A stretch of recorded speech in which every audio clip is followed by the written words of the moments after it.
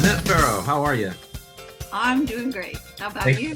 Good. Thanks for taking a little time today. It's been really fun having these conversations with Continentals or former Continentals, and asking a simple question, and you get all kinds of great stories. And I know that you have some too. I've spent quite a bit of time thinking about that because every day it seems like there's something new that comes up that was a continental experience. But I wished I could have been a fly on your shoulder to hear all those little tidbits too, because I'm sure we all are reiterating the same thing, that without continentals, I don't know that I would be who I am or would have done the things that I've done because I was taught how to how to do that. I was taught how to project. I was taught how to produce, just by being there and being a part of an organization that did that and Right.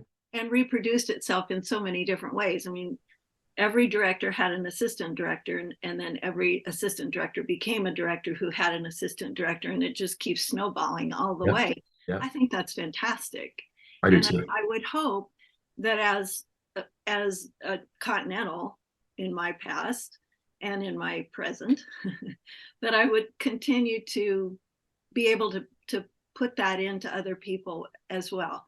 So when I get an opportunity to teach somebody something that I learned X number of years ago, boy, I'm right on it, because I think that's what it's all about. It's not about, well, let me tell you what I did. It's about, this is what I found and I think it might work for you. And Right. it does, because it's tried and true and tested, and we know it works. Yeah. I just feel like I wouldn't be the kind of person or the experiences that I've had if I hadn't started. I was 15 when I started with Continentals. Wow. You don't think about the end of your life or the X number of years down the road. You don't think about that when you're 15. You just think, oh, this is fun. I want Right. to do that. Yeah. And my daddy was smart enough to make me raise the money for my first tour Hmm. because I had a vested interest in it then. And from then on, I went on every tour until I couldn't, and till I got married. So Yeah. Wow. Well, you as I mentioned, you're part of that original, very unique group, and we'll probably have some conversations with a few more of them. But I mean, what was that like? I mean, to go from being a part of the what we call the originals to then seeing the ministry go just boom and really grow all around the world. What is that like? it was first of all, it's very tearful because you realize that so many things have happened in so many different countries and with so many, I mean, how many thousands of people are a part of this organization just by being a continental. Yeah. I think the last total I heard, which was several years ago, there's like 65,000 continentals around the world. Well, I know it's more than that because we have 20 existing groups now. Right. So, those, the US groups stopped, but the international groups didn't. And we still have growth Right. and mentoring and reproduction and all that. I'm just, um, I think watching Cam direct, I still, every time I see a concert or hear the concert music, I see him, direct. Right. And Right. it's one of those visuals that will never go away Yeah. because it's all part of who we were in the very beginning. We got to be firsthand in the groups that were only one. Right. And at the time when I went on my first tour, there was only one tour. The 3 years before then had been one tour, one tour, one tour. Now I was only one tour. The next year Right. there were two or three. Yeah. But then when I stopped touring, we got up to like 17 tours in the United States alone. Yeah. And that didn't include all of the people who had left Continentals and started groups elsewhere, like Uh-huh. in Chile and Puerto Rico and all of those Yeah. groups. Right. Yeah, it's pretty amazing. And I told Cam that one of the things I really appreciate about him is his focus on duplication, training other leaders who would then train other leaders, like you pointed out. And that's I think why we are where we are today. The fact that there are so Absolutely. many groups around the world is amazing to Well, me. and that's why when given the opportunity to join the board of directors, I went, this is the right thing to do because we have a ministry that may not be going on in the United States as far as performances, Hmm. but boy, what a wonderful opportunity to multiply and reproduce ourselves Right. again in another environment that's worldwide. Yeah. I didn't have that opportunity really. I Yeah. mean, I went to 40, 50 countries, but to be able to reproduce worldwide, I think it's just been amazing to me to Yeah. watch all that. Well, certainly the music is a big part of it, and it's a part of our legacy for us who participated, and even for people in the audience who love the continental music. But I think the bigger legacy is leadership. Leadership is our legacy, and that's something really um, to be nurtured, to continue to do that, because our leaders now are doing it in Chile and Romania and all the other places. They're developing other leaders as well, and who often then who go into other ministries or go into professional careers or whatever, and they take those principles with them in other countries. It's really mind-boggling. And Jim, what I really liked the other day was hearing a song done by, I believe it's the Chileans, that I went, that's a continental group, but it's not the sound that I was used to, but I really like it. It's Yeah, like current and pop and happy and happening, and it's going to bring people into their organization that we would not have been able to reach, yeah, staying status quo in our stuck little world. yeah. And I'm just so blown away by the fact that every one of these groups all over the world has just enough different sound and different music and different leadership and different faces. I love it. Yeah, I do It's too. Well, I exciting. love how they adapt too, because some groups are real heavy into using a lot of choreography. Some are minimal choreography. Some are no choreography at all. Just great killer choral music and orchestras and bands. And I love how they all adapt and they suit their culture. That's our tagline: is communicating the gospel to the world in a language it understands. And that's what they're doing in every way, musically, and how they train their leaders and what they train them to do.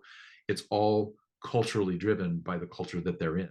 Um, I remember the first time we went, we were in Haiti, and it was the very first time Continentals had ever been to Haiti. And walking down the street, there's these machine guns and soldiers following us down the street, like we're on point with them. And we Wow. get to this church and a little courtyard in the church, and the girls, of course, had on our long pink gloves and our long pink gowns and our pretty little shoes, and we had our hair all done and makeup on. And I thought that we're so privileged to be able to come here and do what we love doing and share the love of Jesus with them Right. in an environment that was not conducive to gowns. But it was okay. It was okay. We walked into this church that had no windows, no doors, but it had the alcoves all, they were all broken out. And there were people, children stacked on top of each other in these doors and windows, just watching and listening. And the one thing that hit me was right in the middle, we had How Great Thou Art, Mm. singing How Great Thou Art.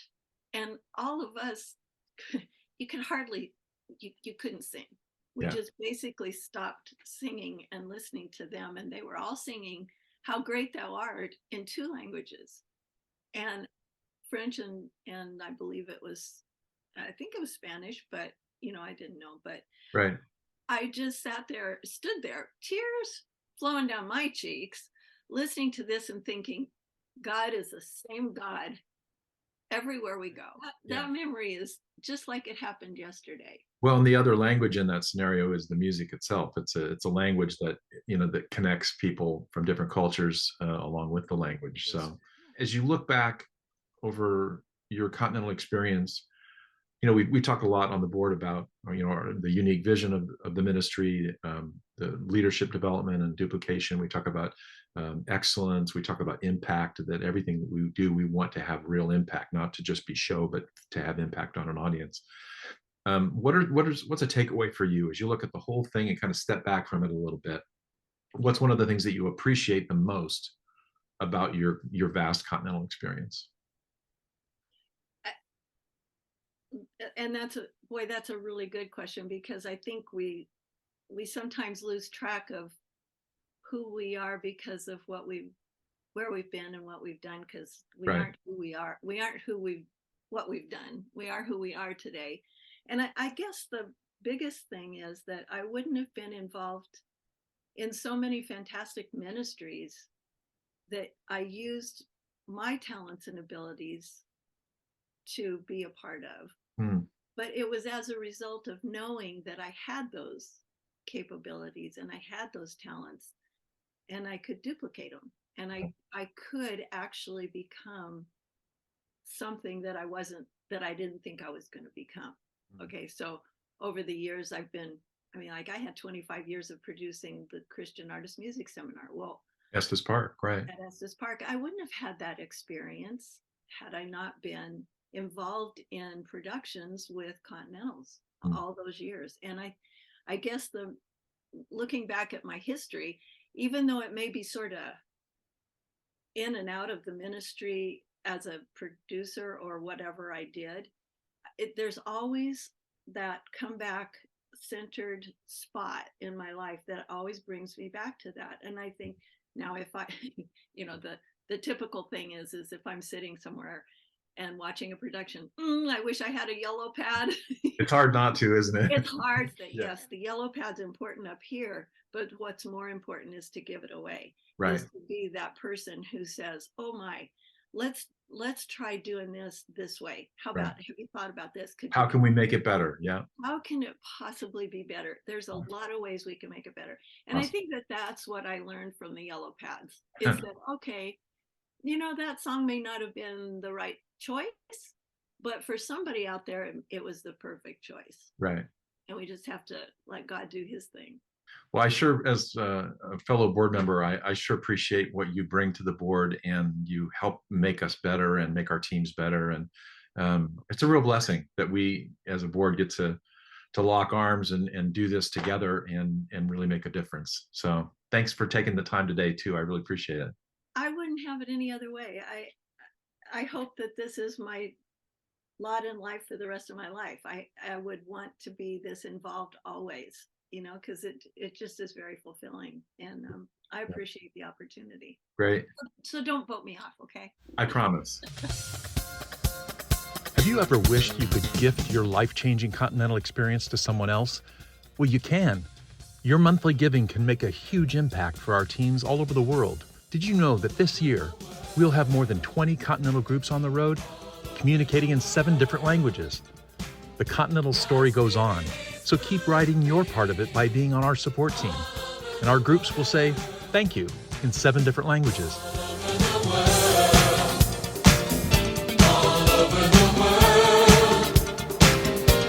Spirit